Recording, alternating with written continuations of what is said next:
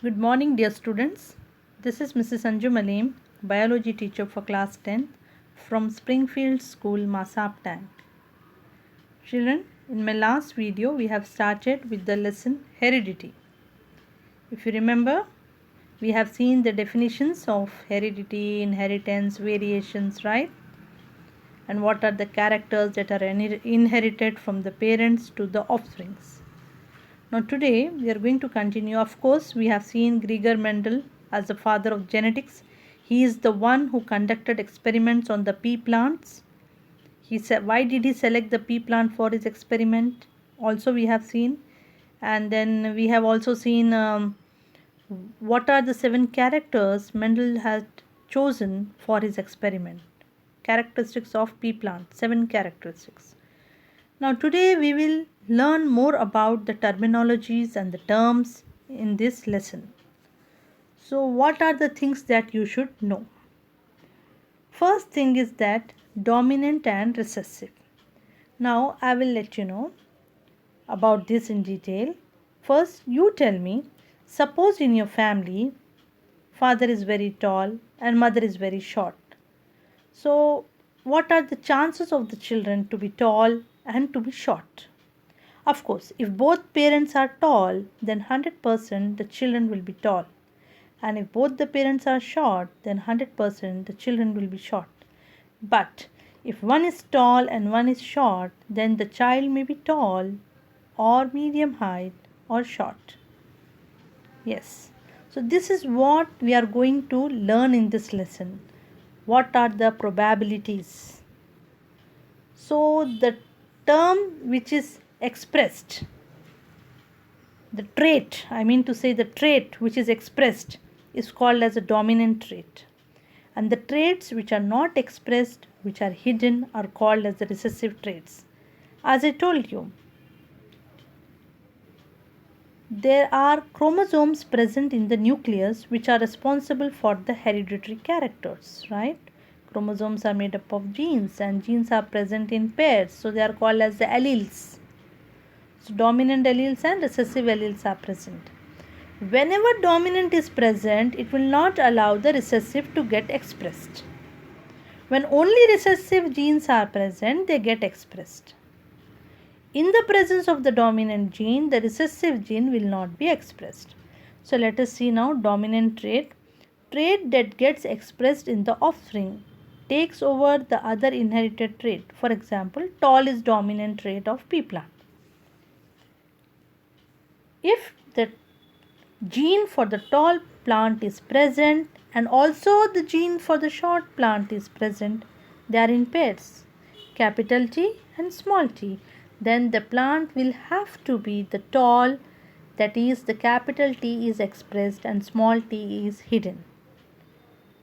Then what is recessive trait? Trait that remains hidden, dominated by the dominant trait. For example, dwarf, that is short, is a recessive trait. It is only expressed when it is present in the absence of dominant gene. I will show you in my next slide.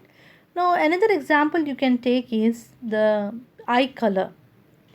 See, most common colors of eyes are black, brown, yes, but very rare you see blue, green eyes. They are recessive.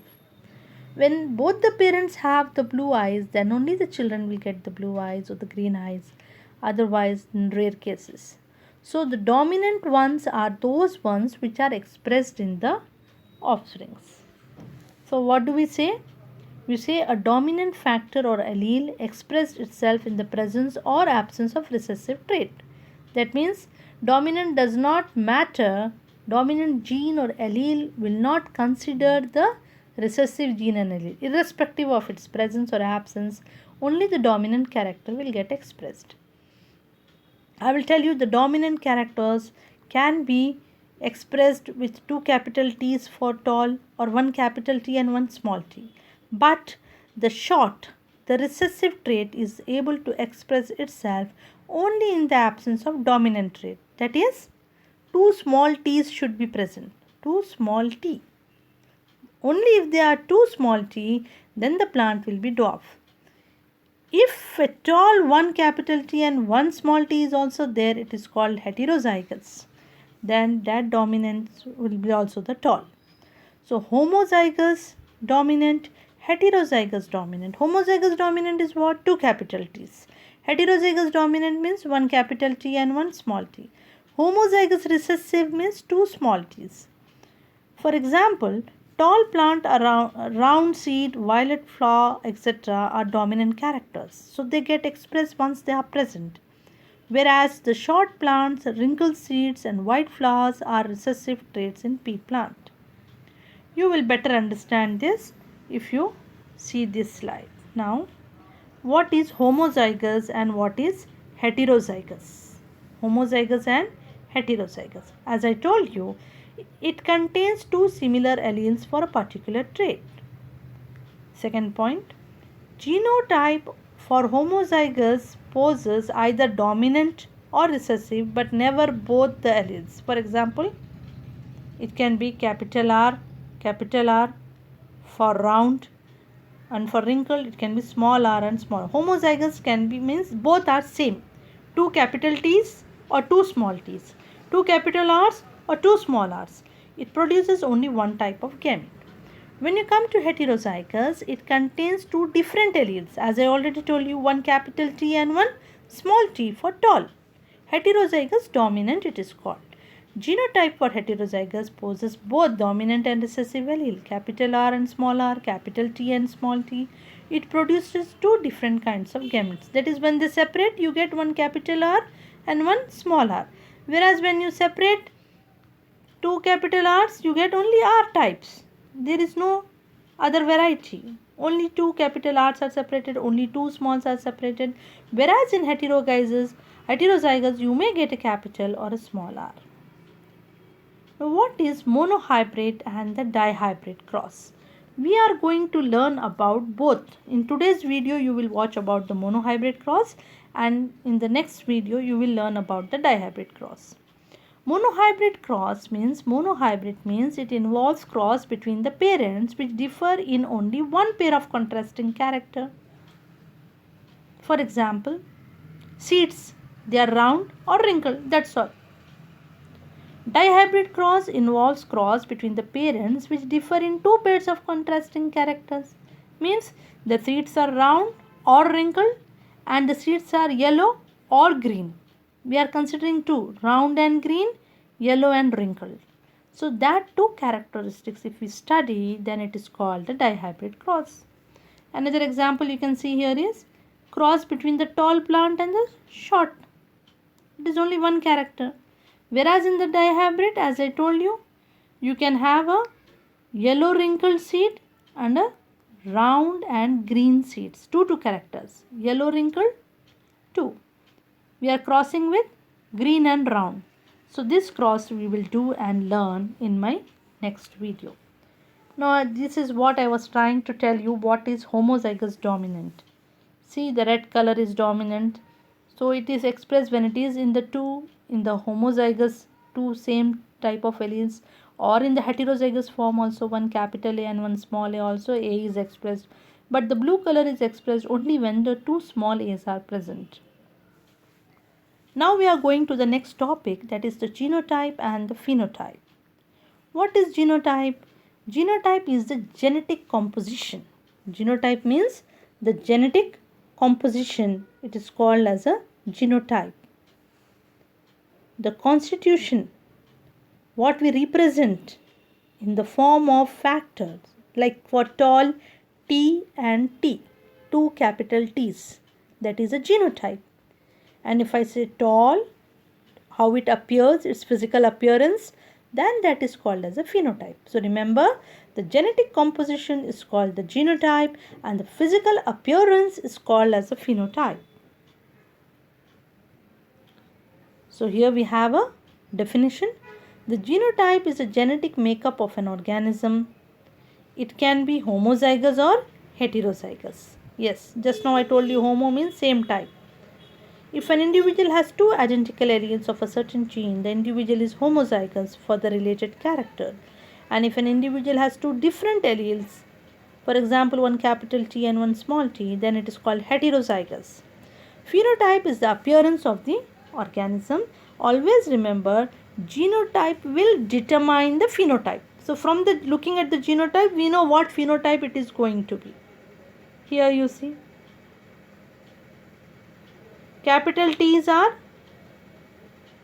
for tall. Genotype is capital T's and small t's. Phenotypes are tall or dwarf. Physical appearance. Okay. Now we are going to learn a very important topic, that is the monohybrid cross. Monohybrid, as I told you, when you consider only one trait and make a cross. Here we are making a cross. We are taking two examples. First example is the cross between the tall and the short plants. Tall and dwarf. Tall is capital T's and short is two small t's. So normally what I do is I call it as TT for capital T's and T and Tata for small t's. Tata. Okay. Now monohybrid cross is a genetic mix between two individuals who have homozygous genotypes. Genotypes that have completely dominant or completely recessive alleles, which results in the opposite phenotype. Now definitely what will be the gametes? Two single capital T's and two small t's, like this. You observe this chart very carefully. First is the parent. We are taking the pure, P means parent, pure tall and pure dwarf. That means homozygous tall and homozygous short. Short has to be homozygous only. It cannot be heterozygous. If it is heterozygous, it will be again tall. So the two types of gametes you get here is one capital T and one small t. Now these are the gametes. So in the F1 generation, you will get all 100% tall. What is the formula? Theta means capital T and small t. You can say capital T and small t. I call the small t as ta. Okay, T and ta. So 100% we are getting the tall in the F1 generation. Then we again make the gametes. So how many gametes you get? Two gametes you get. Two of females and two of males. Can you see in the checkerboard? This checkerboard is called as a Punnett square. Now here we are trying to get the F2 generation from the F1. If you cross the F1 within themselves, interbreed, you will get the F2. So what do you get in F2?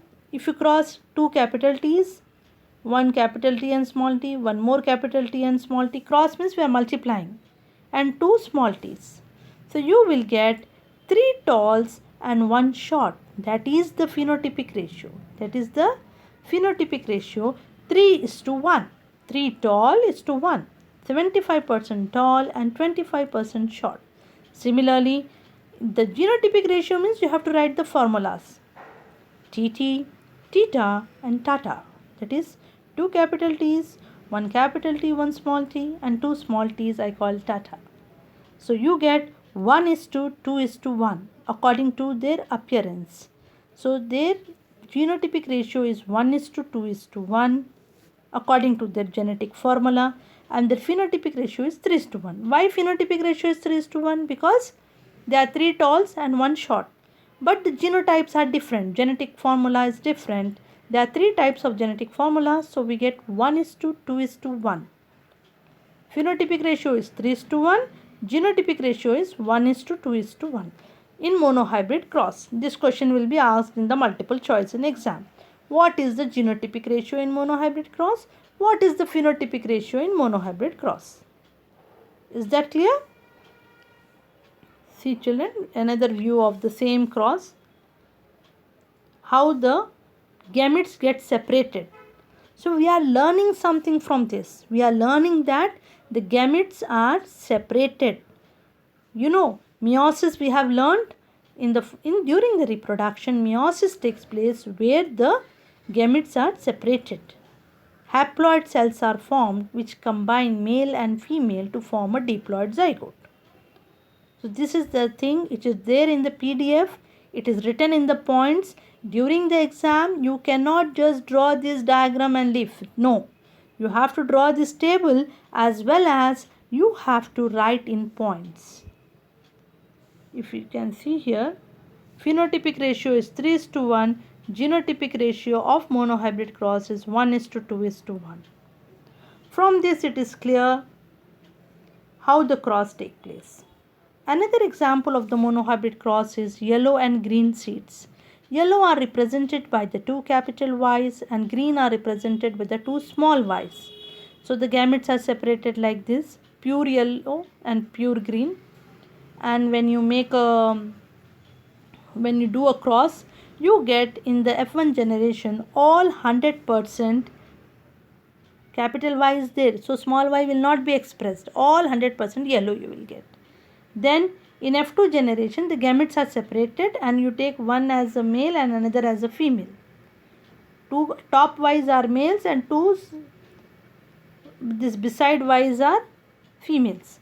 And if you make a cross, you will again get in three places capital Y's are present. That is why they are all yellow. So the phenotypic ratio is 3 yellow and 1 green. That is 3:1. Whereas the genotypic ratio is 1:2:1. 1 is 2 capital Y's. Again you have one heterozygous capital Y and small y and one homozygous recessive. So this is another example of the monohybrid cross. It is there in your textbook. From this, what do we learn is, we learn that the law of dominance, that means whenever the dominant allele or gene is present, the recessive will not get expressed. In a cross of parents for pure contrast traits, that is, if you take two capital T's and two small t's, only the capital T where it is present, the small will not get expressed. So this is called as what you call as law of dominance. All the offsprings will be heterozygous and they will be only expressed in the dominant trait. For example, round seeds, round and wrinkled, and you are getting all heterozygous where capital R is present. So all will be expressed as round. Another law that we learn from this is we learn the law of segregation. What did it explain us? That explains us that each individual, that is a diploid pair of alleles, that is genes, for a particular trait, each parent passes an allele at random to their offspring, resulting in diploid. See, two Y's are there, they are getting separated. So from female, one of the Y is selected, from male also one of the Y is selected, and a diploid zygote is formed. So whenever the dominant trait determines the phenotype, you have to remember.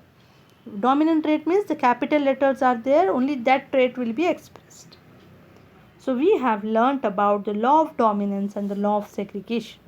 Today we have covered dominant and recessive traits, homozygous and heterozygous alleles, genotypes and phenotypic ratios, monohybrid cross with two examples, that is tall and short trees and round yellow and green seeds.